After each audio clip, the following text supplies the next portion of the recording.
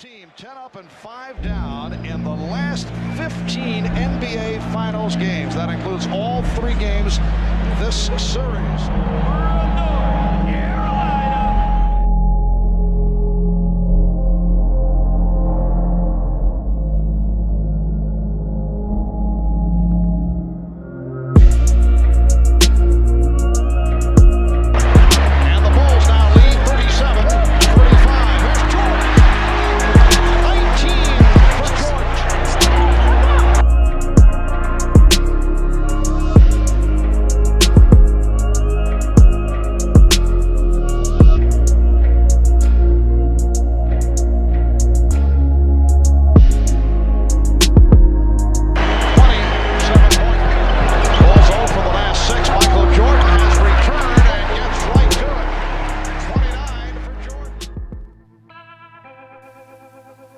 Hey guys, what's up? Today we have an exciting episode. A 35-year-old, little past his prime, Wilt Chamberlain makes his return to play for the first team he ever played for, the Warriors. We estimate his salary to be around $22 million, so we decided to make some room and cut Klay Thompson and Shaun Livingston.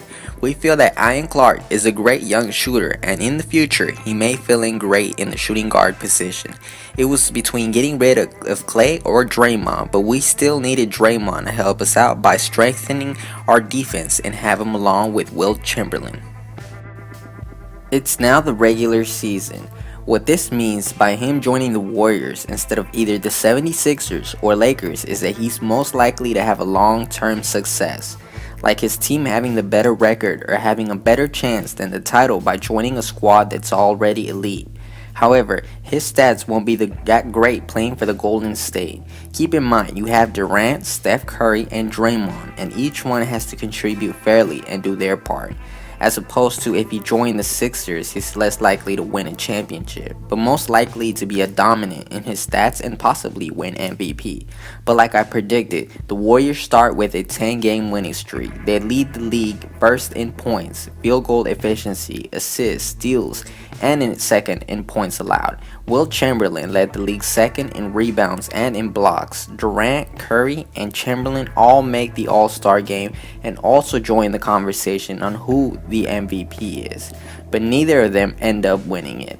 The Warriors, however, end up with the best record, 67-15, and have home field advantage all through the playoffs. Durant makes the All-NBA first team, and Curry and Wilt Chamberlain make the All-NBA second team.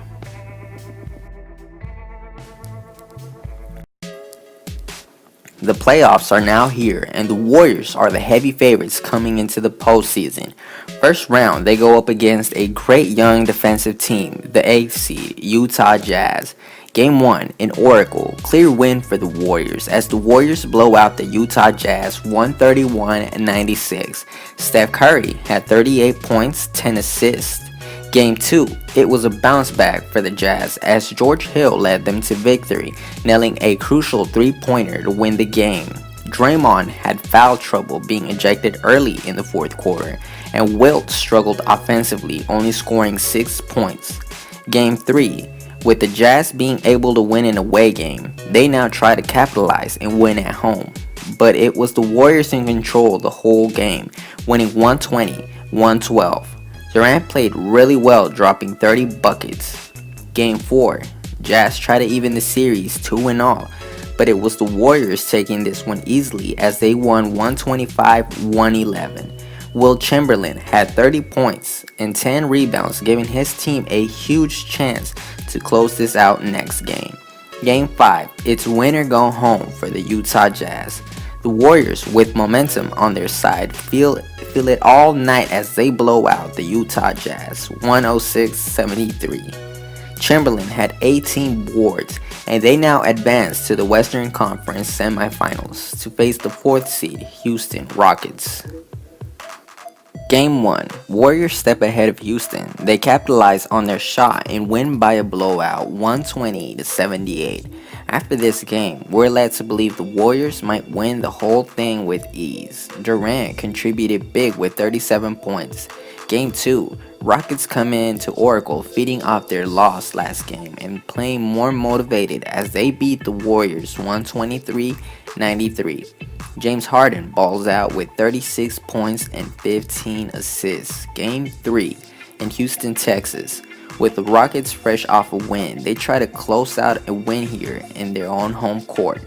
Clint Capella surprisingly had Wilt Chamberlain's number all day, stopping him defensively. Wilt only had 4 points and 9 rebounds in this game. Houston wins 132-122. James Harden, with incredible back-to-back game, had 40 points and 12 rebounds in this one. Game 4. Warriors, in need of a win, find themselves in the back seat and are on the verge of falling into a 3-1 deficit. This one was a back-and-forth game, but it was Wilt Chamberlain's 18 points and 16 rebounds that helped them win this one 111-103. James Harden had another great game with 36 points, but not enough to walk away with the W. Game 5. Back in Oracle, and this series is all tied. Steph Curry tries to keep the Warriors from losing this game and having to face elimination in Houston. But it was James Harden who has been playing like a man possessed with 48 points in this one and 14 rebounds. Rockets win 126-95. We all begin to second think the Warriors, if they're really legit and if they could really win it all. Huge Game 6. Rockets with home court advantage will try and end this in Houston to advance. Ian Clark played really well defensively to keep James Harden from having another monster game. Steph Curry showing up big in Game 6, 37 points and 14 assists, as he helps the Warriors win 132-126. It's now win or go home here in Game 7. Warriors with momentum, in pace and in control all 4 quarters. They came back from a 3-2 series deficit to win this game 126-102. Steph Curry, with back-to-back games scoring 37 points, showed up big time in this key moment. Warriors now advance to face against Clippers, who recently knocked off the second-seeded Spurs 4-2 and left everyone in shock. Game 1. Clippers are the underdogs coming into this one, but it was Los Angeles who took the W, all thanks to CP3's late game steal and late back-to-back 3-pointers in the game to seal the win. Game 2, Draymond has accepted his role really well and has been patient in the offense. But in this game, he killed it with 30 points and many critical stops defensively, giving his team an edge to win 120-95. Game 3 in Los Angeles, Blake Griffin looks unstoppable. Curry looks unguardable. Back-to-back games here in LA, but the Warriors hung in there and won 112-107. Game 4, huge game for the Clippers as they try to avoid a 3-1 deficit by losing here at home. Blake Griffin, huge contribution, scoring 26 points. The Clippers, in control the whole game, tie the series here in Game 4 by winning 116-109. Game 5 was a back-and-forth game, huge thriller. It really came down to who had the ball last. With 5 seconds to go, Chris Paul hits a big 3-pointer, but with 3 seconds to go, don't count the Warriors out as Curry nailed a huge 3-pointer to win the game, 108-105. Game 6. The suspense is not over yet. It continues on in Game 6, with both teams going back and forth. Late in the 4th quarter, Clippers lead 106-103. 5 seconds till the game ends, and the Warriors need a 3-pointer to tie and send the game to overtime. Both Durant and Curry are open behind the arc, but it was Durant who took the last shot and missed, giving the Clippers the edge and having to settle this in Game 7. It was a controversial call on Durant, wondering what if he had passed it to Curry instead of taking the 3-point shot himself. Either way, both players are amazing 3-point shooters, capable of making the last shot. Game 7. The Clippers have made big statements in these series, and if they win tonight, Chamberlain won't be the first legend returning that lost to the Clippers. However, in the last series, the Warriors went 7 games. This series has gone to 7 games again. Warriors are playing very fatigued. Too many turnovers, too many missed shots, threes didn't go in, and the Warriors end up losing this game 122-105. The Clippers come up big, and now will face the Cleveland Cavaliers in the NBA Finals, with the Clippers pulling the upset twice.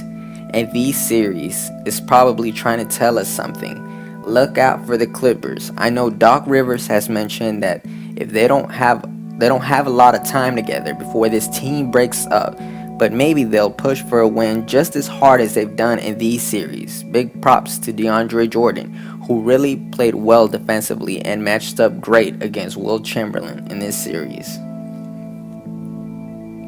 It was just shocking to not see the Warriors go all the way in this series, but it definitely shows that nothing comes easy. LeBron once said, making it to the finals is like the hardest thing to accomplish in the NBA, but he's made it 6 times in a row to this date. Even if Wilt didn't completely dominate the league by storm, he still did better than I expected in terms of stats. Wilt had to face 29 other teams as opposed to 8. He had to go up against more 7-foot giants than he was used to in the 60s, and basically do it all at age 35. Wilt Chamberlain did good. That's all the time we have for this one, but if you want to see another giant legend return, watch the previous episode as David Robinson returns to San Antonio. Thank you all for watching. See you next time.